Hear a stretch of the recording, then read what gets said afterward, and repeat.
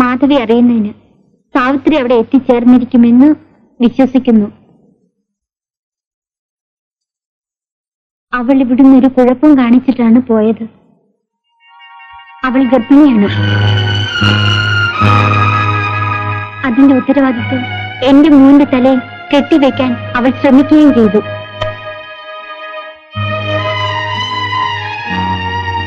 എന്നിട്ട് അവളവിടെ കൊണ്ടുപോയി നിർത്തിയില്ലേ? വലിയ വീട്ടിൽ എല്ലാം കിട്ടുമെന്ന് പറഞ്ഞു. ഇപ്പൊ കിട്ടിയില്ലേ? എന്താ ആരൊന്നും മിണ്ടാത്തത്? ഇപ്പൊ അവളെ ആർക്കും വേണ്ടല്ലേ? അവൾ എന്റെ പെങ്ങളാ. എനിക്ക് അവളെ വേണം.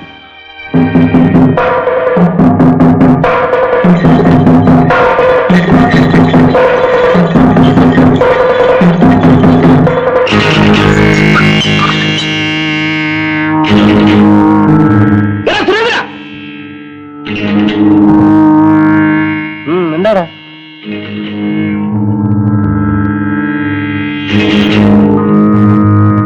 എവിടാ സാവിത്രി? സാവിത്രി നിനക്ക് മനസ്സിലായില്ലല്ലേ? എവിടാ അവള്? പറടാ, എവിടെ കൊണ്ട് കുഴിച്ചിട്ടുണ്ടോ?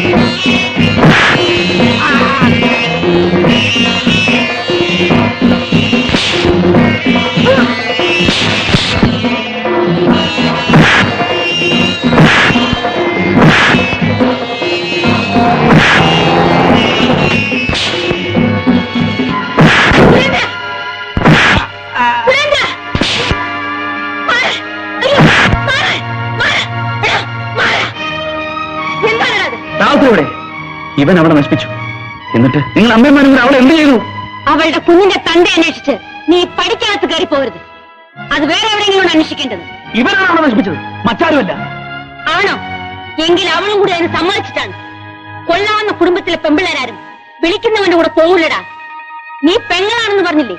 അവൾ അത്ര നല്ലവളായിരുന്നെങ്കിൽ ഇവൻ വിളിച്ചപ്പോ എന്തിനാ അവന്റെ കൂടെ പോയി? ഇതിന് ഉത്തരം പറഞ്ഞിട്ട് അവനെ തല്ലടാ, തല്ല്.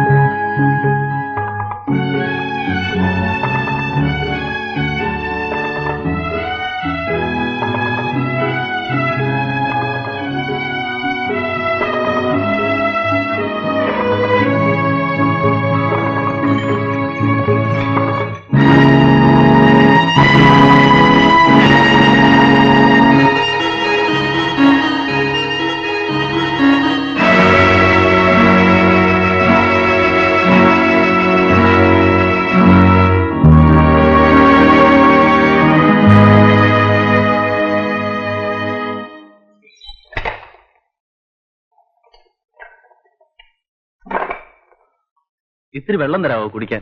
ആ.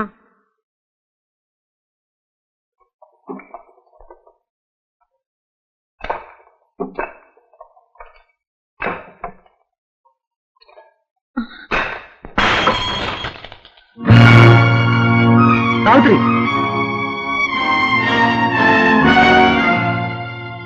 സാവിത്രി,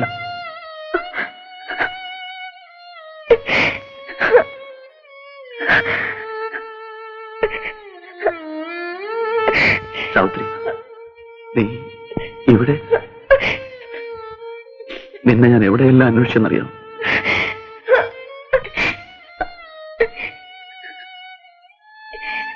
ഇതെന്റെ പെങ്ങളാണ്, ഞാനിവിടെ കൊണ്ടുപോയിക്കോട്ടെ? എന്തിനാണ് ഇവിടെ കൂടെ കെട്ടിവലിച്ചുകൊണ്ടുവന്നു?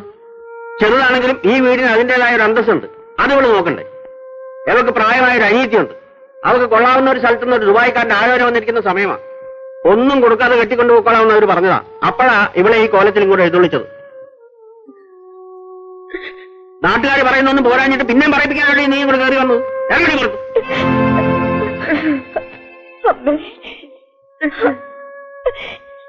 കരയുന്നു? ആഹാ, ഇത് അപ്പം ഓർക്കണമായിരുന്നു. ഇവിടെ നിന്റെ കരച്ചിലും പിടിച്ചിലും ഒന്നും ആർക്കും കാണണ്ട. ഇറങ്ങി പുറത്ത്. ഇറങ്ങാനാ പറഞ്ഞേ.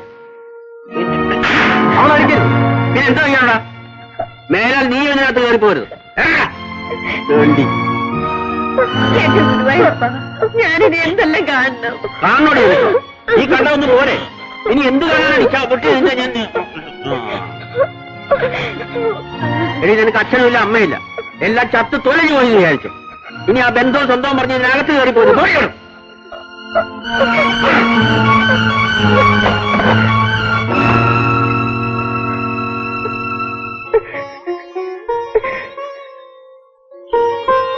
സാവിത്രി, പോട്ടെ.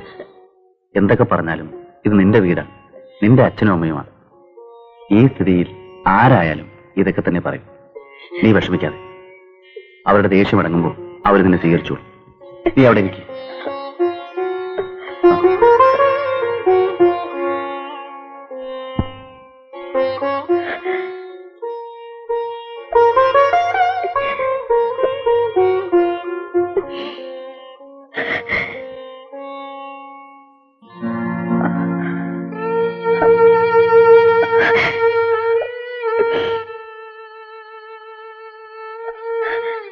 ചേച്ചി, എന്നെ പുറത്താക്കി വാതിലടച്ചതാണ്.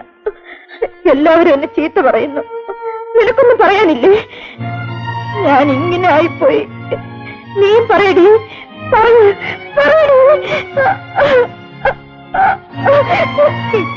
അവക്ക് പറയാനുള്ളത് ഞാൻ പറയാം. അവക്ക് നല്ലൊരു സ്ഥലത്ത് നിന്ന് ഒരു ആലോചന വന്നിട്ടുണ്ട്. അത് നടത്താതിരിക്കാനാണല്ലോ നീ ഇപ്പൊ കൊണ്ട് കയറി വന്നത്. നിന്റെ അനീതിക്ക് വേണ്ടി നീ ചെയ്യേണ്ട ഒരു നല്ല കാര്യമാണ്. എവിടെയെങ്കിലും പോയി തൂങ്ങിച്ചാവും. അതാ വേണ്ടത്.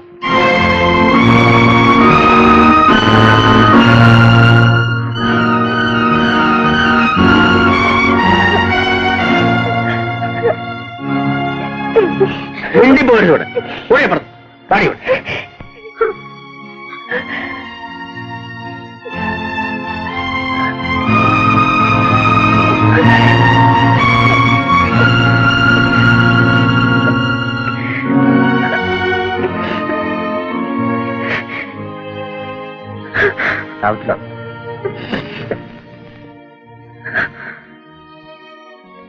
എല്ലാം ഞാൻ കേട്ടു. ശിവരാമേട്ട, അച്ഛൻ പറഞ്ഞത് ശരിയാണ്. ആത്മഹത്യ ചെയ്യാനുള്ള ധൈര്യം എനിക്കില്ലല്ലോ.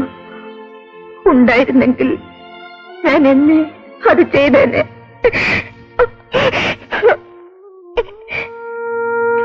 എനിക്കിപ്പോഴും ജീവിക്കണമെന്നാണ് തോന്നുന്നത്. മരിക്കാൻ എളുപ്പമാണ്, ജീവിക്കാനാണ് പ്രയാസം. നമ്മൾ ജീവിക്കുകയാണ് വേണ്ടത്. എന്റെ വിധി ഭയങ്കരമാണ് ശിവരാമേട്ട, അല്ലേ?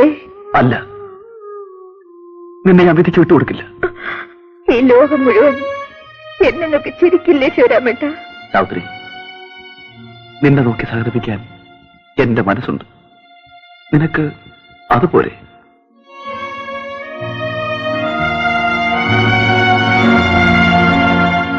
നിന്റെ വീട്ടിൽ നിന്നെ അടിച്ചിറക്കി. നീ എന്റെ പെങ്ങളാണ്. നിനക്കും കുഞ്ഞിനും എന്റെ കൂടെ എന്റെ വീട്ടിൽ താമസിക്കാം. ഈ കൈക്ക് കരുത്തുള്ളിടത്തോളം കാലം നിനക്കും കുഞ്ഞിനും പട്ടിണി കിടക്കേണ്ടി വരില്ലേ സാവിത്രി?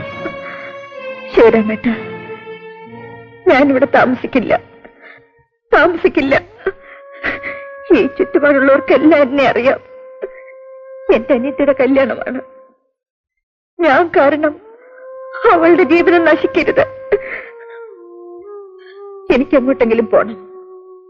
എന്നെ അറിയാത്ത ആളുകളുടെ ഇടയിൽ ഞാനും എന്റെ കുഞ്ഞും ജീവിക്കും. അങ്ങനെ തന്നെ ഞാൻ ഒറ്റയ്ക്ക് വിടില്ല.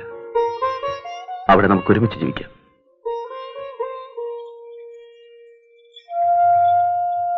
വർക്കിച്ചേട്ടാ, ഞാൻ എന്റെ മക്കളെ പോലെ വളർത്തിയതാ. നല്ലോണം നോക്കണേ. ഓ,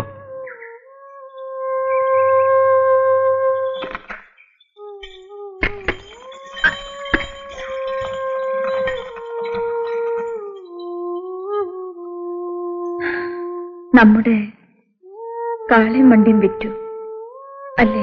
ആ, നമുക്ക് അവിടെ ചെന്നിട്ട് വേറെ മേടിക്കാം. വൈകുന്നേരത്തെ വണ്ടിക്ക് പോകണ്ടല്ലേ? നീ വേഗം പോയി വരുന്നു.